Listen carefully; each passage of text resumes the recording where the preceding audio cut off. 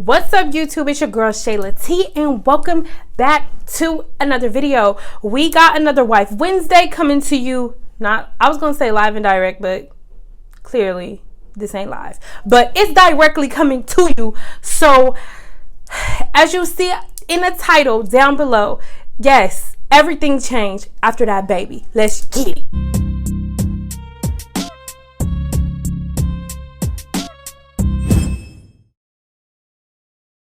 Okay, so yes, babies are beautiful blessings. You can hear my baby in the background screaming right now, crying and being loud. But babies are beautiful. They're blessings, and they add so much love and so much spark to your life. Like, even if you don't have children, you have to know somebody who has a child, or you might have a cousin or a nephew, niece, whatever that, brings that joy and that spark to your life. So same thing, babies are amazing.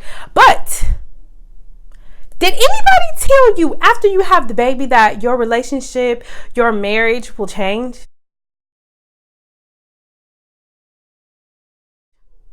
Did they tell you that? Okay, nobody told me that, but that's what we're going to talk about today. The changes that takes place because everybody is different. Everybody's not the same. They're not going to go through what you might go through. But for those of us who go through similar situations, that's what we're going to talk about. The changes that take place in your relationship after you have a child.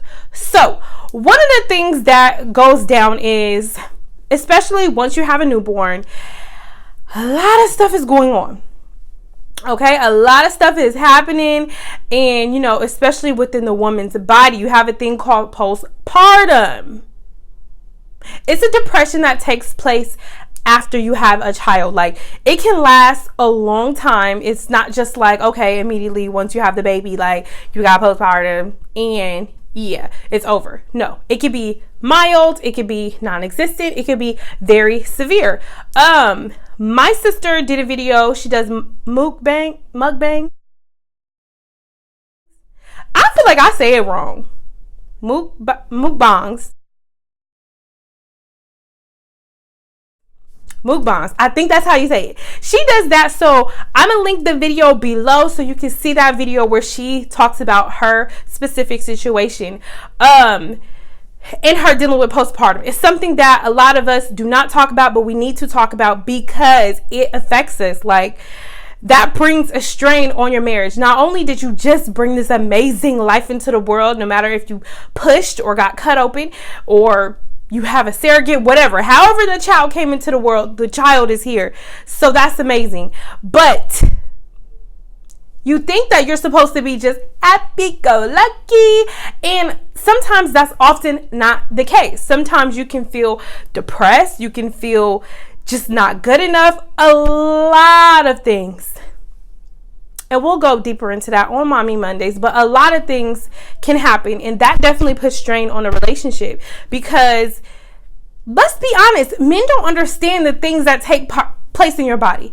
They can comfort you or try to have an understanding, but they don't go through the things that we go through hormonally. So it's hard for them to kind of be there on top of trying to take care of this baby. So that can definitely cause some strain after the baby, going through that whole period after you have the baby is just stressful. And men, they try to be there for us, but when your hormones is raging, and today you like, I'm happy, and then I'm sad, and then I'm mad, and then when you got all these emotions going on, that can definitely put a strain because men are trying to be there. They're trying to be there for you, but you can make it hard on these brothers. Okay, so that's just one of the things that can definitely make it hard. Another thing I noticed is sleep deprivation. You know that babies be up, okay? You're blessed if your baby goes to sleep all night and just never wake up. That's a blessing. But for those of us who have babies who want to sleep all day, stay up all night, and the mommy is sleep deprived, or father, because let's not act like daddies don't be getting up to be with the babies. So if you're sleep deprived, that makes me mad. I'm just saying that pisses me off. Okay, when I'm tired and I've had lack of sleep for months, because that's how it was for me when I had the baby for months. He would just, even now, sometimes he wants to stay up, and I'm like, what are you doing? You're 1 year old. Go to bed. It's not a party. You ain't missing out. What you doing? Huh? But even now, sometimes I'm just like, oh my gosh. And just months and months of sleep deprivation made me angry and snappy and irritable. And that is just, nobody wants to deal with an angry, irritable mate. So sleep deprivation is one of those things that you don't really talk about. But when you have a lack of sleep, that can definitely make you bump heads, because it gets irritating whether you're the mommy or the daddy. Okay? So another thing is quality time.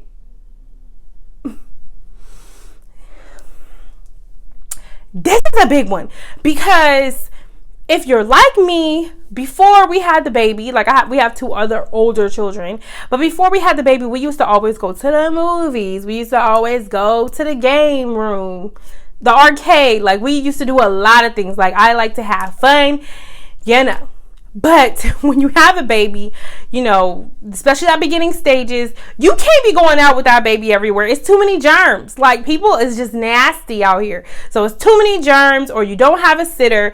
Again, this is not for everybody, but if you're like us, where, you don't have a sitter every single time you want to do something, it makes it hard. Like, date nights became a little bit non-existent. Thank God for my mom, who would come through every now and again and give us a little break. But especially in the beginning, when it's a newborn, it's just like you're not going anywhere.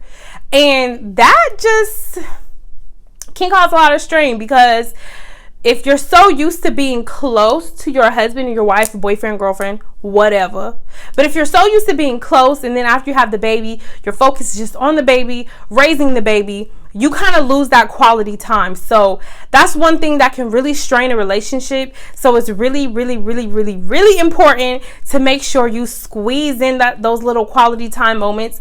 They might be as simple as, taking a bath or a shower together, watching a movie together while the baby is asleep, but really trying to have that quality time with each other, because after a while it gets annoying and it can definitely become a problem. Another one that was big, again, for me, but if this pertains to you, let's talk about it. And if it doesn't pertain to you, then just be blessed that you're perfect. No, I'm just kidding.